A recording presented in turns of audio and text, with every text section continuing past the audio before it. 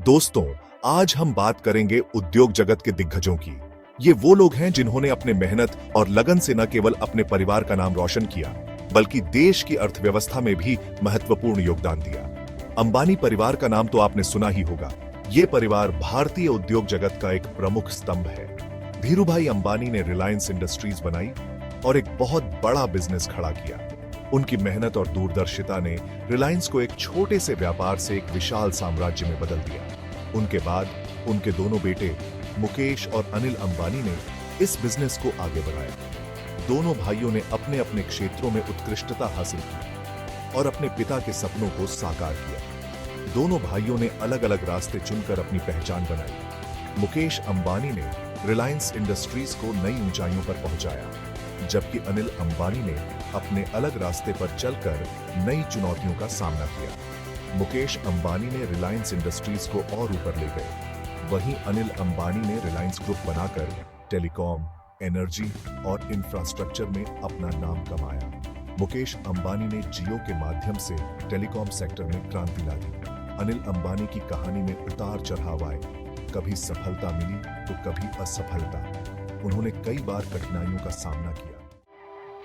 साल 2005 में धीरूभाई अंबानी के जाने के बाद रिलायंस का बिजनेस उनके दोनों बेटों मुकेश और अनिल अंबानी में बंट गया। मुकेश अंबानी को रिलायंस इंडस्ट्रीज मिली, जिसमें पेट्रोकेमिकल, तेल और गैस का काम था। अनिल अंबानी को रिलायंस ग्रुप मिला, जिसमें टेलीकॉम, एनर्जी, फाइनेंस और इंफ्रास्ट्रक्चर जैसे काम थे। इसके बाद अनिल अंबानी ने रिलायंस ग्रुप को बहुत तेजी से आगे बढ़ाया और कई नए बिजनेस शुरू किए।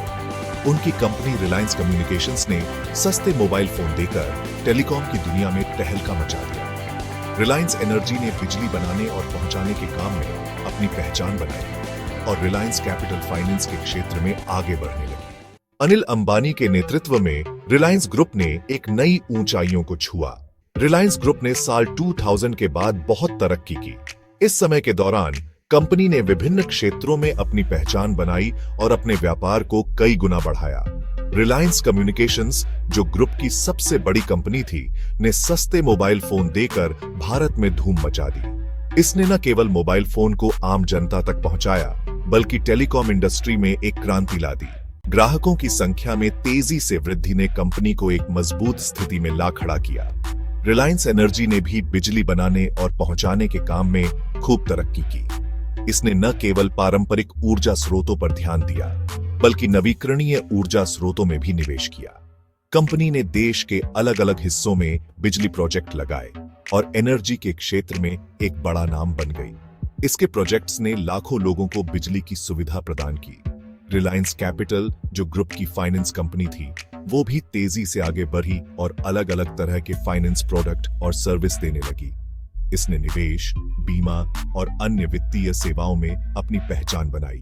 रिलायंस इंफ्रास्ट्रक्चर ने सड़क, बंदरगाह और एयरपोर्ट जैसे इंफ्रास्ट्रक्चर के कामों में बहुत योगदान दिया। इसके प्रोजेक्ट्स ने देश के इंफ्रास्ट्रक्चर को मजबूत किया और विकास की गति को बढ़ाया। रिलायंस ग्रुप का मुख्यालय, जो आधुनिकता और तकनीकी उत्कृष्टता का प्रतीक है, कंपनी की सफलता की कहानी को दर्शाता है। यहाँ से कंपनी के सभी महत्वपूर्ण निर्णय लिए जाते हैं। अनिल अंबानी और उनकी टीम ने मिलकर कंपनी को नई ऊंचाइयों पर पहुंचाया। उनकी रणनीतिक सोच और मेहनत ने रिलायंस ग्रुप को एक वैश्विक पहचान दिलाई। रिलायंस ग्रुप ने सामाजिक कार्यों में भी महत्वपूर्ण योगदान दिया। शिक्षा, स्वास्थ्य और पर्यावरण के क्षेत्र में कंपनी ने कई पहल की, जिससे समाज को लाभ हुआ। साल 2008 में पूरी दुनिया में आर्थिक मंदी आ गई। इसका असर भारत पर भी पड़ा और बहुत से बिजनेस को नुकसान हुआ। रिलायंस ग्रुप भी इससे अछूता नहीं रहा। ग्रुप की कंपनियों पर बहुत ज्यादा कर्ज था और आमदनी कम होने की वजह से कर्ज चुकाने में दिक्कतें आने लगी। रिलायंस कम्युनिकेशंस, जो ग्रुप की सबसे बड़ी कंपनी थी, को टेलीकॉम के क्षेत्र में बढ़ती प्रतिस्पर्धा का सामना करना पड़ा। कंपनी की आमदनी कम हुई और कर्ज बढ़ता गया। रिलायंस एनर्जी को भी बिजली प्रोजेक्ट में देरी और ईंधन के महंगा होने की वजह से नुकसान हुआ। रिलायंस कैपिटल को भी लोन वसूली में काफी दिक्कतों का सामना करना पड़ा। आर्थिक मंदी के बाद भारत में टेलीकॉम का बाजार और प्रतिस्पर्धी हो गया। इस क्षेत्र में पहले से ही कई बड़ी कंपनियां थीं, लेकिन मंदी के बाद प्रतिस्पर्धा और भी तीव्र हो गई। स्मार्टफोन के बढ़ते उपयोग और इंटरनेट की बढ़ती मांग ने इस क्षेत्र को और भी आकर्षक बना दिया। नई कंपनियां आ गईं और सस्ते प्लान देने लगी, जिसकी वजह से रिलायंस कम्युनिकेशंस को अपने ग्राहक बनाए रखने में बहुत दिक्कत हुई। उपभोक्ता अब अधिक विकल्पों के साथ सस्ते और बेहतर प्लान की तलाश में थे, जिससे रिलायंस कम्युनिकेशंस की स्थिति और भी कमजोर हो गई। कंपनी पर पहले से ही बहुत कर्ज था और आमदनी कम होने से हालत और खराब हो गई।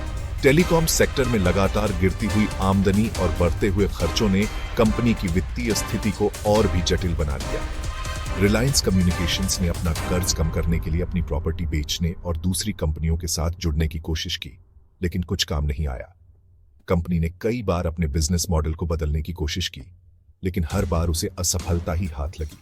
कंपनी पर कर्ज बढ़ता गया और वो अपने पैसे चुकाने में असमर्थ हो गई। कर्ज की अदायगी में असमर्थता ने कंपनी को और भी मुश्किल में डाल दिया, जिससे उसके निवेशकों का विश्वास भी डगमगा गया। रिलायंस कम्युनिकेशंस का डूबना अनिल अंबानी के लिए बहुत बड़ा झटका था, क्योंकि यही कंपनी रिलायंस ग्रुप की सबसे बड़ी ताकत थी। इस विफलता ने न केवल अनिल अंबानी की प्रतिष्ठा को धक्का पहुंचाया, बल्कि रिलायंस ग्रुप के अन्य व्यवसायों पर भी इसका नकारात्मक प्रभाव भी दिखा।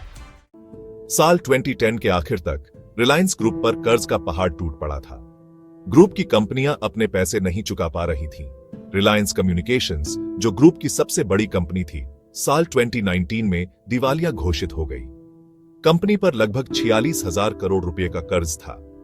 रिलायंस ग्रुप की बाकी कंपनियां भी आर्थिक तंगी से जूझ रही थीं और उन्हें अपनी प्रॉपर्टी बेचनी पड़ी। अनिल अंबानी, जो कभी भारत के सबसे अमीर लोगों में से एक थे, को बहुत बड़ा आर्थिक नुकसान हुआ। उनकी निजी संपत्ति भी कर्ज चुकाने के लिए बेच दी गई। दिवालिया होने और पैसों की तंगी के बावजूद अनिल अंबानी ने हार नहीं मानी। उन्होंने ठान लिया कि वो फिर से उठेंगे और बिजनेस की दुनिया में वापसी करेंगे। उन्होंने इसके लिए इलेक्ट्रिक गाड़ियों का रास्ता चुना। ये एक ऐसा क्षेत्र है जिसमें भारत में बहुत संभावनाएं हैं। सरकार भी इलेक्ट्रिक गाड़ियों को बढ़ावा देने के लिए बहुत कुछ कर रही है। अनिल अंबानी की company Reliance new energy solar limited electric गाड़ियां बनाने और बैटरी बनाने में पैसा लगा रही है।